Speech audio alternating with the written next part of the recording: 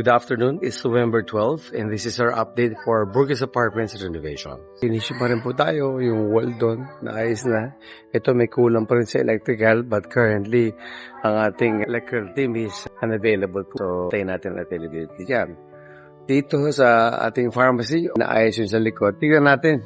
So itong nailagay na yung ating wooden door, kagaya sa kabila. Ito, in order na rin yan. Pair na yan, I'll show you later. Papalit na rin tayo dyan. Ito, this is the same smart. Ito, okay na ang ating tiles. Ganda, oh. Bumbuo na. Saka mataas na yan. Hindi na tayo mapasok ng tubig dito. Ito, ating restroom dito sa loob ng pharmacy. Yung ginagawa natin dito sa likod, pinapaayos natin. Tignan natin kung mga nagagawa na dito. Naayos to. Ayan, mga walls. Naayos yan. Ganda. Dito, ayos din yan. Ayun, ang ganda na ayos. Naitago na yung mga pipings. Ang ganda, okay? Ito, yung pinapasarado ko doon ay malapit na yan. Ito, na primer na yung para sa ating fire escape. So ito, kung hindi ginagamit yan, naka-fold yan doon. Ito yung maganda natin door. Ayan, ito. Nalagyan natin ang waterproofing. Itong dalawa yan. Pati doon sa taas. Pati doon actually buong taas. May waterproofing yan. Ito, ayusin ulit yung flooring natin. Kagaya na yung tsura dati. Babalik natin yan to green na yan. Ito ang kulang na lang. Tiles dito. Lapit na ito. Tapos, labas tayo. Sa kabila.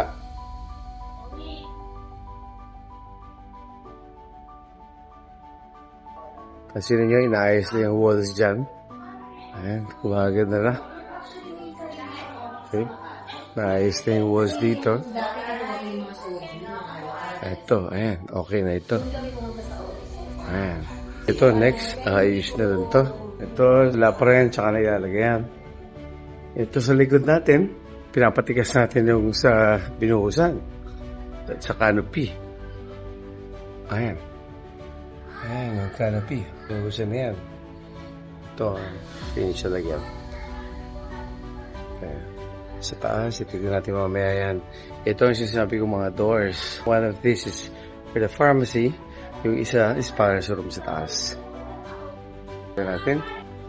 Ito, this is already working. Ito, okay na. Okay. Good. It's working. Okay, this room is being cleared. This is available for occupancy. Kiniklear na natin. Palalagyan natin ng 1.5 horsepower na aircon dyan. Ganda ito. Laki na itong room na yan. Meron tayong mga mirrors na nilalagay. Our second common restroom. Very nice. Very clean. Very big. Dito sa labas. Oh, hamba na. Nakalagay na yung hamba. Although pinapa-adjust ko yan. Kasi nawala ang nosing dito. Kaya natin yung loob. Ganda na.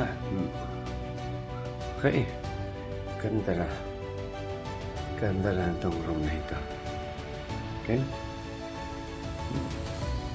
Look. Ayan. Very comfortable for single occupancy. Kung gusto maging double, pwede rin. Lalaki ng mga windows. So, mahangin dito.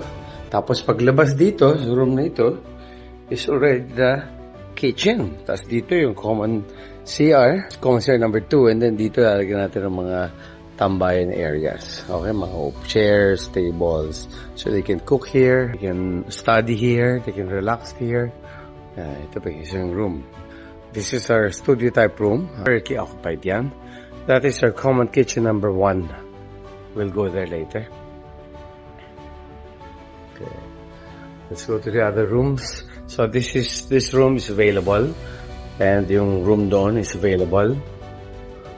So this is occupied.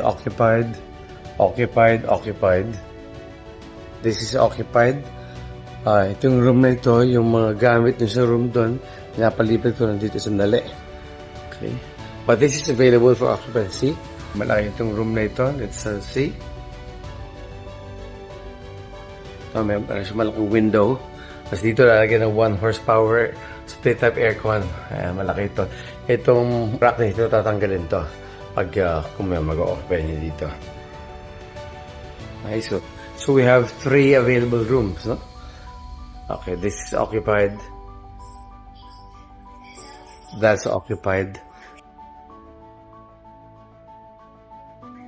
This is CR number 3.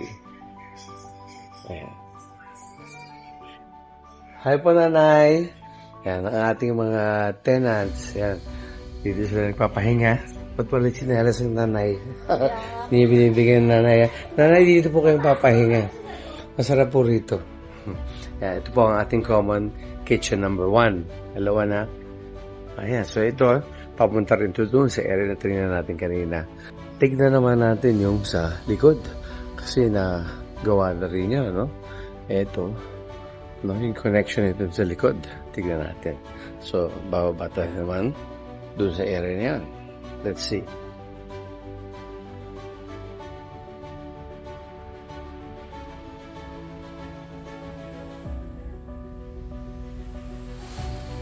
Nice.